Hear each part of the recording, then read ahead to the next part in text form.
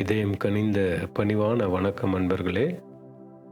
பகவத்கீதையை எளிமையான முறையில் புரிஞ்சுக்கிறதுக்கு குரு அருளும் இறையருளும் வேண்டி துவங்குவோம்.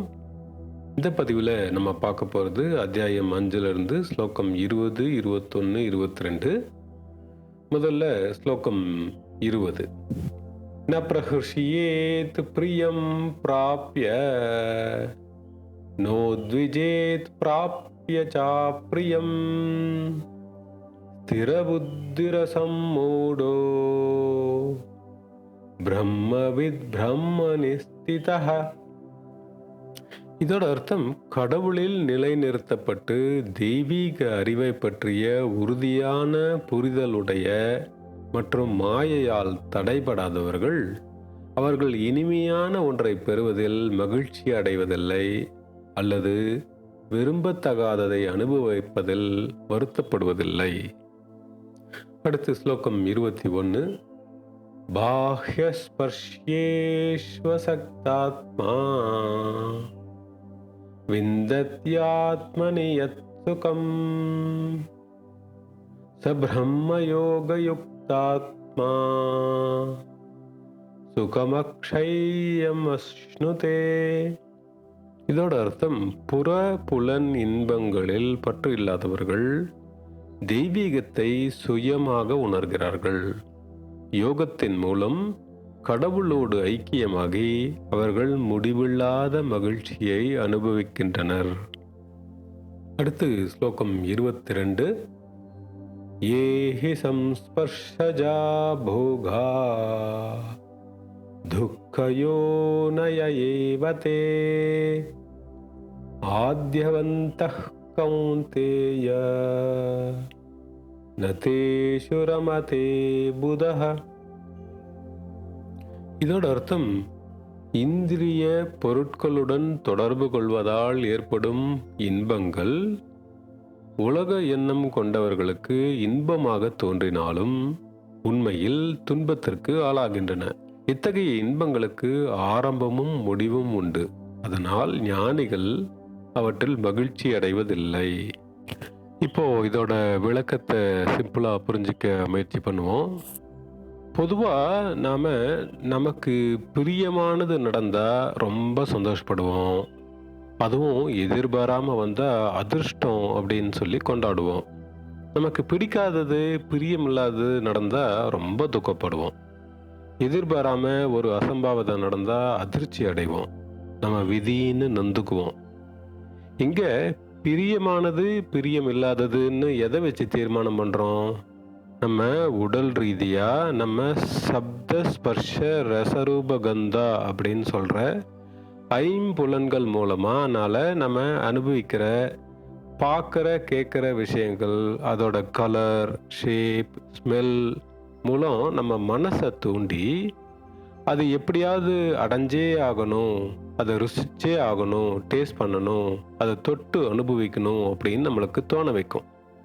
இல்லை நம்மளை முகம் சொலிக்க வச்சு இது வேண்டாம் அப்படின்னு தோண வைக்கும். நம்ம சென்சஸ் மூலம் நமக்கு கிடைக்கிற சுகம், எக்ஸ்பீரியன்ஸை வச்சு பிரியமானது பிரியமில்லாதது அப்படின்னு முடிவு பண்ணுறோம். ஒன்றா ஒதுக்குறோம், இல்லை விரும்புகிறோம். பொதுவாக நமக்கு வலி, வேதனை கொடுக்குற விஷயங்களை, நமக்கு கேடு விளைவிக்கும், கெட்டதுன்னு நாம் நினைக்கிற விஷயங்களை விரும்ப மாட்டோம். கெட்டதுலேயும் ஒரு நல்லது இருக்கும், நல்லதுலேயும் ஒரு கெட்டது இருக்கலாம். அது நமக்கு அந்த சிச்சுவேஷனில் தெரியாது. எல்லாம் முடிஞ்சதுக்கப்புறம் தான் புரியும். ஓஹோ, இதனால தான் இந்த விஷயம் இப்படி நடந்ததா அப்படின்னு யோசிப்போம்.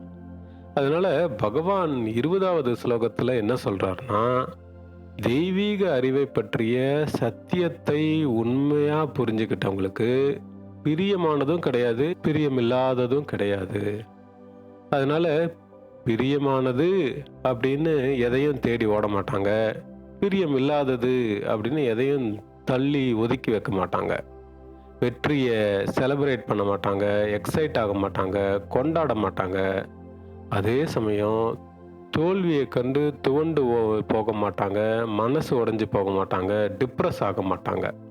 அவங்க சொந்த விருப்பு வெறுப்புக்கு அப்பாற்பட்டு பிரியமானது, பிரியமில்லாதது, இனிப்பானது, கசப்பான அனுபவம் எது நடந்தாலும் எல்லாம் பகவான் செயல் அப்படின்னு புரிஞ்சுக்குவாங்க.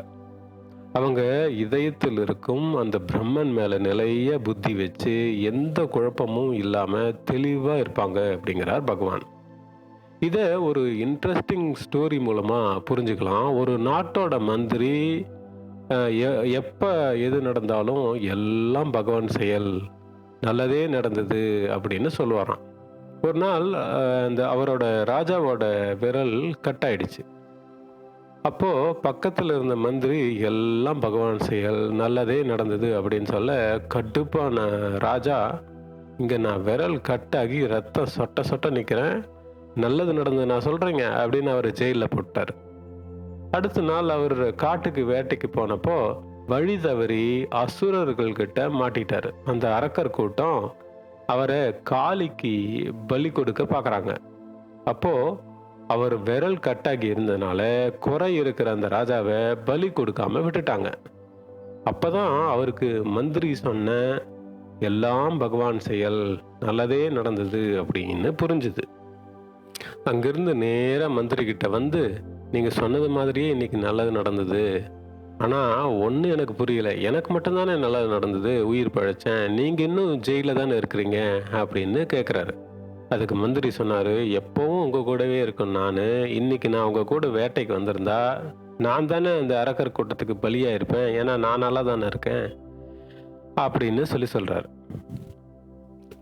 அடுத்து ஸ்லோகம் 21ல வெளியில கிடைக்கிற எதுவும் நிரந்தரமானது இல்லை அப்படிங்கிறத உணர்ந்து யுக்தனா எப்பவும் பரிபூர்ணமான சாந்தியை அடைய அந்த பரபிரம்மனை நம்ம இதயத்துல நாடி சந்தோஷமா இருப்பாங்க.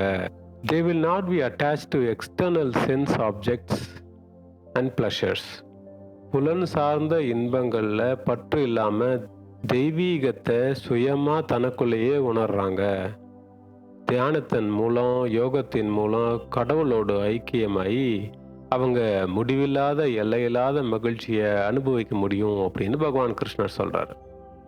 ஏன்னா வெளியில கிடைக்கிற எல்லாம் ஒரு குறிப்பிட்ட நேரம் வரைக்கும் தான் நம்ம அனுபவிக்க முடியும். We enjoy it only for a short period of time.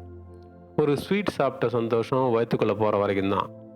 ஒரு சினிமா பார்த்த சந்தோஷம் தியேட்டரை விட்டு வெளியில வர வரைக்கும் தான். ஒரு டூர் போற சந்தோஷம் வீட்டுக்கு திரும்பி வர வரைக்கும் தான். இப்படி எல்லா வெளி விஷயங்களும் ஷார்ட் லிவ்டா இருக்கு. ஒரு தொடக்கமும் ஒரு முடிவும், பிகினிங் அண்ட் எண்டு கொண்டதா இருக்கு. அதனால ஞானிகள் இதுல எல்லாம் மகிழ்ச்சி ஆவறதில்ல, சந்தோஷப்படுறதில்ல அப்படின்னு அடுத்து 22வது ஸ்லோகத்துல பகவான் சொல்றாரு. என்னங்க, இதை புரிஞ்சுக்கிட்ட நாமளும் வெறுப்புக்கு அப்பாற்பட்டு வெளி விஷயங்கள்ல ஆர்வத்தை குறைச்சிக்கிட்டு பிரியமானதுன்னு எதையும் தேடி ஓடாம, பிரியமில்லாததையும் ஒதுக்காம, எல்லாம் பகவான் செயல், நல்லதே நடந்தது அப்படின்னு இதயத்துல தியானம் பண்ணி கடவுளோடு ஐக்கியமாக முயற்சிப்போம். நல்லது. நன்றி. வணக்கம். ஓம் சாந்தி.